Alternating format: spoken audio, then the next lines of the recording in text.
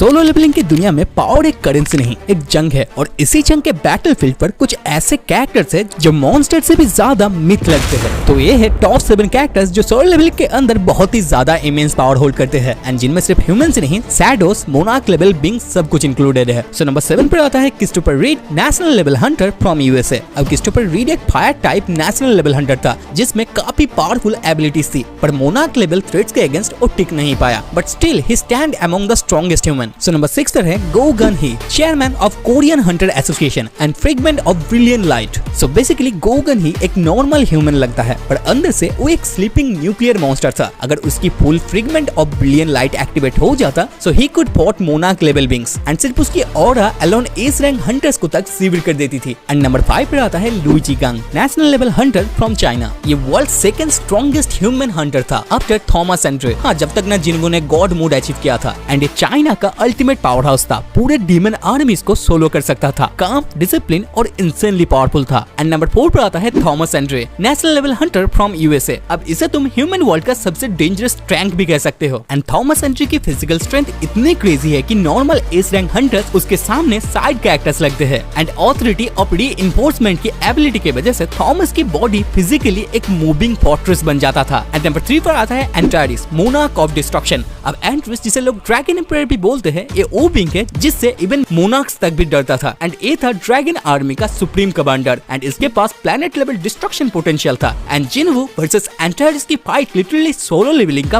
Peak hype था। And Antares is the strongest monarch after the Ashborn. And number 2 पर आता है Ashborn, the original shadow monarch. अब Jinwoo की असली पावर का एक्चुअल ओरिजिन ही था एशबॉर्न, क्योंकि Ashborn the greatest pigment of brilliant light था। ये वो बिंग था जिसे मोनार्क्स की पूरी आर्मी को अकेले ही कन्फ्रंट किया था। एंड अगर एशबॉर्न ने होस्ट चेंज ना किया होता तो जिनवू कभी पैदा ही नहीं होता। So Ashborn is basically the OG god tier warrior. And number 1 पर है Sung Jinwoo, shadow monarch full awakening. So Sung Jinwoo जिसका नाम सिर्फ एक हंटर ही नहीं, एक इंटायर आर्मी को रिप्रेजेंट करता है। शैडो मोनार्क का complete host, infinite manaful and limitless shadow strokes और एक इंसेन रीजनरेशन। एंड जिनवू का final form literally equal destruction mode था। इवन मोनार्क्स जब उसके सामने आते हैं वो सिर्फ एक ही चीज सोचते हैं, run. And he is the undisputed strongest existence in Solo Leveling. And at the end Sung Jinwoo का पावर स्केल इतना वाइल्ड हो जाता है कि जिनवू लिटरली एक वॉकिंग एपोक्लिप्स बन जाता है। वैसे तुम्हारी रैंकिंग सोच क्या है मेरे को कमेंट्स में जरूर से बताना, और अगर वीडियो अच्छा लगा है तो लाइक कर देना,